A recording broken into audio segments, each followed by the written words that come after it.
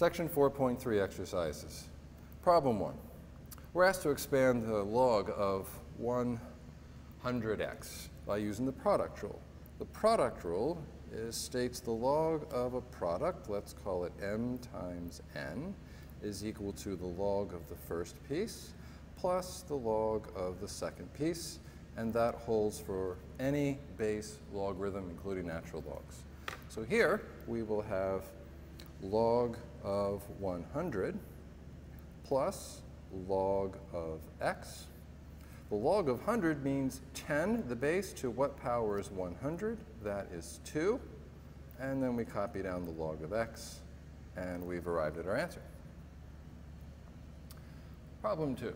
Use the quotient rule to expand the given expression. So we will need two properties here. One is the log of a quotient, let's say m divided by n. That is the log of the top, the numerator, minus the log of the denominator. And then we'll also need one other property, which is the log of something to a power is the power times the log of the something. So here we will have the log of the numerator, log of e to the fifth, minus the log of the denominator, log of 11. And by using the power property, the exponent becomes the multiplier in front, so that will be 5 natural log e minus log of 11. The natural log of e means the base e to what power will give e, that is 1, so the natural log of e is 1, and that will give us the result of 5 minus the natural log of 11. Question 3. Use the power rule to expand log base 6 of 3 to the 9. Okay. In one move, the exponent of 9 becomes the multiplier, so we will have 9 times the log base 6 of 3. And that is all we need to do. Problem 4. Use the power rule to expand the given expression, log of x plus 4 to the power 2. The x plus 4 is the m. So we have log of m to the p, and we can directly write this as p times the log of m. And that's all we need to do for that one. Problem 5. Use logarithmic properties to expand the given expression. Okay, here we have natural log, but all the properties remain true that we've written down already. And we need to do one thing first, which is to rewrite cube root of x as x to the 1/3 power. Now we use the same power rule we have in the last few problems. The power becomes the multiplier, and we have left the log of x, and that is our simplified answer. Problem number 6. Now we have a compound expression. Notice we have a product of two things, x to the 4th and the cube root of y. And we have an unknown base b, but all log properties remain true for any base.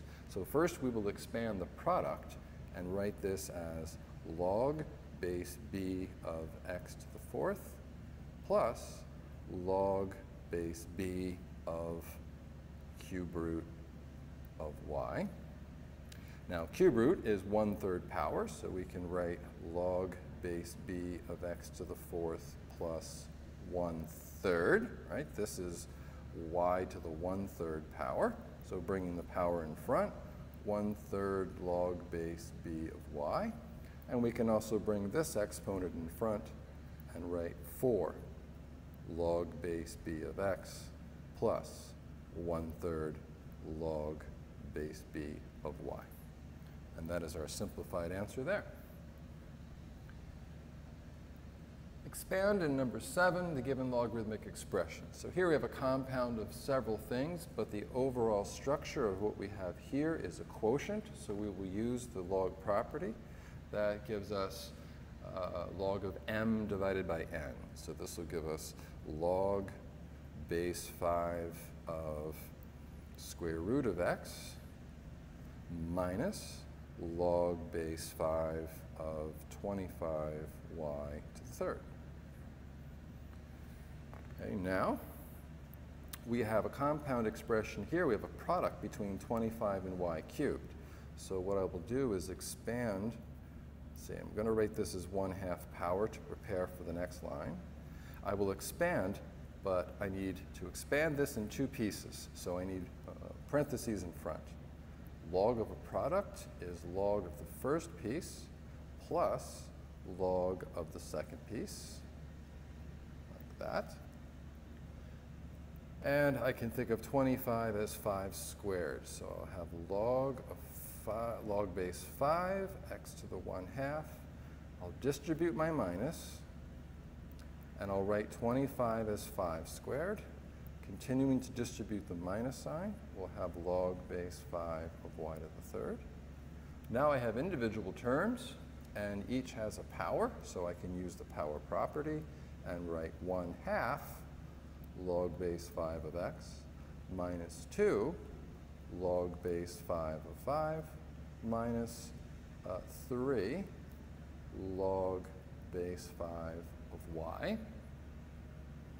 And finally, log base 5 of 5 is 1 because it means the base 5 to what power would give you the number 5, and that would be a 1. So our final simplified answer would be 1/2 log base 5 of x minus 2, and then the last term minus 3 log base 5 of y. And that's our final simplified answer for problem 7. Problem 8. We are given the log expression in expanded form and asked to contract it back to a single logarithm. We have a sum of two logs, so that becomes the log of the product. First term 25 times the second term 4. Since 25 times 4 is 100, it gives us our next line. With no base written here, we know it is 10. So that means 10 to what power would yield the number 100, and that is 2. And the final answer is 2. Problem number 9. Condense the following expression. I see that we have a sum of two logarithms, but I also see we have powers in front. Let's take care of the powers first. And we'll write this as the natural log of x squared plus the natural log of x plus 5 to the power 1/3. Okay. Next, I think I will just take a little time to rewrite the second term. Since 1/3 power means cube root, I can write that as the log of the cube root of x plus 5. Now I still have a sum to deal with. I have a sum of two logarithms, and that can be written as the log of a product. And the product will be of x squared and the cube root of x plus 5. And now we have the expression compressed to a single logarithm, and that is our simplified answer. Let's go on to problem number 10. Compressed to a single logarithm. Okay, 3 terms here. Powers are likely since we have numbers in front. What I'm going to do first is I see a negative in front of both of these. I think I'm going to factor that out. So I will write 1/4 log base b of x, and I'll factor out the common negative sign, giving me 2 log base b of 5 plus 10 log base b of y.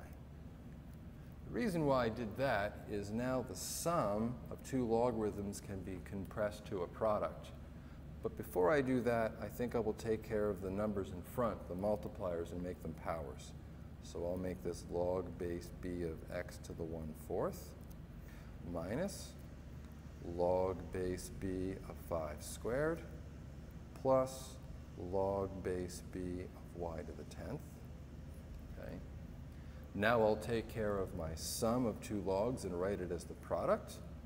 And I'll also write x to the 1/4 as the 4th root. So this is log base b 4th root of x minus log base b of the product. And the product is 5 squared, or 25, times y to the 10.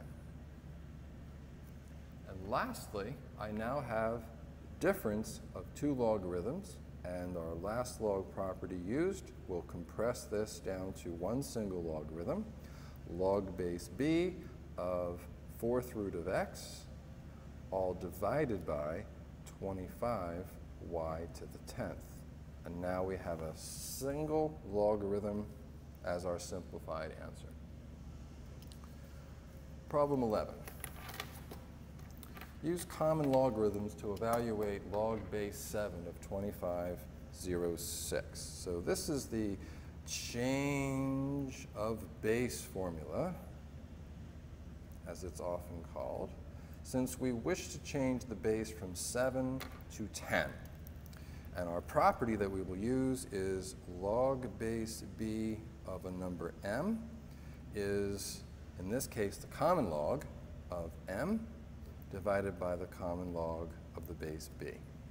So all we need to do is write in our m and our b. Our given expression, log base 7 of 2506, will be the common log of 2506 divided by the common log meaning base 10 of 7.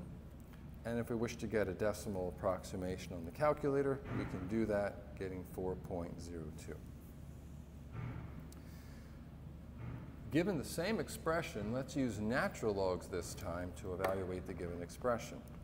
Well, we can use the same change of base formula that works for natural logs. We can write log base b of m is equal to the natural log of m divided by the natural log of b. So using that as our property, identifying the m to be 2506 and the b to be 7, our given expression, log base 7 of 2506, will be the natural log of 2506 divided by the natural log of 7, and getting that on the calculator will give the same result as above, 4.02. And that is the conclusion of section 4.3 exercises.